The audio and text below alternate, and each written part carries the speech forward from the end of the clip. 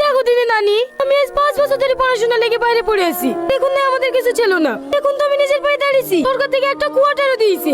এত কিছু করার পরেও যদি মাকে আমার সাথে না রাখতে পারি, তাহলে আমি কি করে শান্তি পাবো বলো দিনি? তুমি একটু মাকে বুঝে বলো না নানি। আমি কেনে?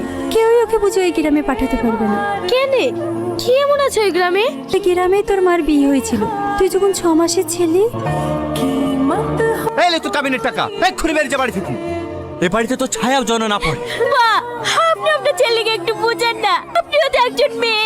মেয়ে সন্তান হওয়া কি কোনো অপরাধ? হ্যাঁ অপরাধ। আমি পীর বাবাকে পর্যন্ত জিজ্ঞেস করেছি, তোর কোনোদিনও ছেলে সন্তান হবে না। আমি কত আশা করেছিল বংশে প্রদীপ জ্বালানোর জন্য আমার একটা লাতি হবে, আর তুই শেষে কিনা একটা মেয়ে জন্ম দিলি। তোর এই বাড়িতে কোনো জায়গা নাই। আমাকে দাঁড়িয়ে দেন না মা। দরকার হলে আমি এই বাড়িতে কাজের মেয়ের মধ্যে থাকবো। দেখবেন এই মেয়েটা একদিন বংশের মুখ উজ্জ্বল করবে। একটা মেয়েতে করবে বংশের মুখ উজ্জ্বল, তো দুদিন বাদ দিবি করে পরের বাড়ি চলে যাবে। অত কথা বলার কি দরকার মা? লক্ষ্যতে বাড়ি থেকে বের করে দাও। ঠিক আছে, তোমাদের কার কষ্ট করতে হবে না, আমি চলে যাচ্ছি। তোর মা এত অপমান লাঞ্ছনা পেয়ে যে গ্রাম ছেড়ে এসেছে, এই গ্রামে আবার কি করে ফিরে যাবে বল? জীবনে এত কষ্ট সহ্য করেছে, আমাকে কোনোদিনও বুঝতে দেয়নি। তো কি তাই কে বুকে করে কাঁদতে কাঁদতে তোর মামার বাড়িতে উঠলো, তারাও জায়গা দিল না। তোর মা লোকের বাড়ি কাজ করে করে তোকে ডাক্তারি পড়িয়েছে। বাড়িতে কেউ আছেন? কে? আমি ম্যাডাম রাকেশ।